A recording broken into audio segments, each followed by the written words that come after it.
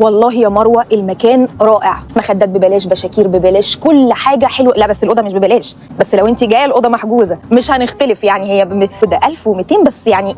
شوفي انت هتدفعي كام مش هنختلف. انت اختي والله ما هرد لك كلمه اللي هتدفعي. انت لسه ما لبستيش فستان الفرح اللي بعتهولك من الخياطه؟ طب سلام يا مروه دلوقتي، سلام. يا فارس ما لبستوش، ما عجبنيش، رجعته لها وخدت الفلوس اللي انت اديتها لها. والله العظيم كنت عارف انك هتعملي كده. ما لازم اعمل كده، امال هعمل زيك اروح ادفع قد كده في بدله هلبسها يوم واحد؟ صح.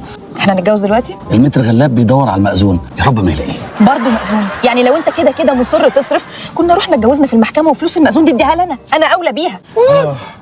اخيرا لقيت المأذون نايم ما بين الشنط. هو مين اللي نيمه؟ مش وقت الكلام دلوقتي يا فارس، يلا خلي المأذون يكتب كاتب كتاب قبل ما ينام تاني. استنى يا متر لو سمحت، سيب مولانا يفوق على مهله على ما اتخطب انا وفارس شويه. تعالى. نعم يا اختي. انا مش عايزه اتكروت في اول جوازه في حياتي، انا محتاجه ادرس اخلاقك الاول.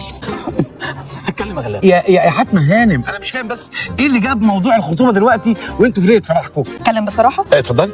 انا شاكه ان فارس بخيل حبتين. هوبا بخيل. ده اللي هو انا.